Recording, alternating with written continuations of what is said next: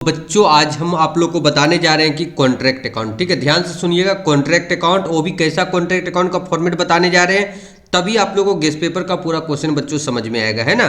तो contract account, ऐसा contract account का फॉर्मेट बताने जा रहे हैं जो कंप्लीट कॉन्ट्रैक्ट है, ठीक है। तो सबसे पहले पार्टिकुलर लिखेंगे बच्चों, फिर अमाउंट, फिर पार्टिकुलर और फिर अमाउंट। ये तो आप लोग को जब से कॉमर्स लिए होंगे बच्चों, तब से ये टॉपिक आप लोग पढ़ रहे होंगे लेजर अकाउंट का, है ना। तो देखिए अब जितना तरह का एक्सपेंसेस होगा कॉन्ट्रैक्ट से रिलेटेड सब डेबिट में जाएगा, टू साइड, ठीक है। तो देखिए सबसे पहले हम लोग का कॉन्ट्रैक्ट में क्या लगता है, मटेरियल। अब मटेरियल हम लोग का देखिए कितना तरह से हम लोग मटेरियल को कॉन्ट्रैक्ट में लगा सकते हैं, ठीक है। जो मटेरियल हम लोग है वो या तो स्टोर मतलब गोदाम से अगर आएगा, ठीक है, जितना मटेरियल आएगा टू में जाएगा, या तो हम लोग दूसरा कॉन्ट्रैक्ट से बच्चों, ठीक है। कॉन्ट्रैक्ट अगर अदर जगह भी कॉन्ट्रैक्ट चल रहा है, वहाँ से अगर कुछ मटेरियल हम लोग इस कॉन्ट्रैक्ट में लेके आते हैं तो वो भी टू में जाएगा। मतलब बोलने का मतलब क्या है, जितना तरह का मटेरियल लगेगा वो सब टू में जाएगा। जैसे मटेरियल परचेज भी, तो ये तीनों हम लोग का मटेरियल हो गया।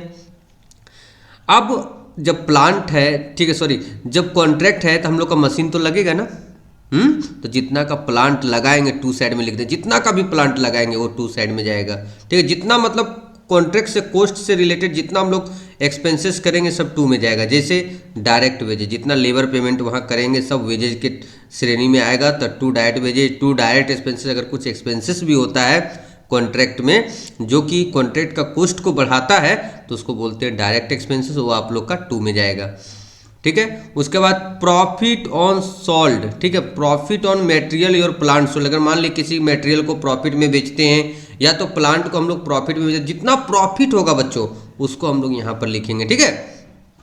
नेक्स्ट है क्या, किसी प्रकार का और कोस्ट कॉन्ट्रैक्ट आता है जैसे, ठीक है ना, कॉन्ट्रैक्ट से रिलेटेड और कोई कोस्ट है तो हम लोग इसमें लिखेंगे। उसके बाद देखिए इधर आ जाइए, बाई साइड में जितना का मटेरियल बचेगा, जो बचेगा और रिटर्न करेंगे वो इधर लिखाएगा, ठीक है। तो बाय मटेरियल एट साइड जो सामान बच गया या आप लोग को दिया हुआ रहेगा या तो डेट क्लोजिंग दिया हुआ रहेगा, ठीक है। उसके बाद प्लांट अगर रिटर्न करेंगे बच्चों तो याद रखिएगा इसमें डिप्रेशिएशन को हम लोग माइनस करके, ठीक है, प्लांट जो रिटर्न करेंगे उसमें डिप्रेशिएशन को माइनस करके जो बचेगा उसको अमाउंट में लिखेंगे, ठीक है।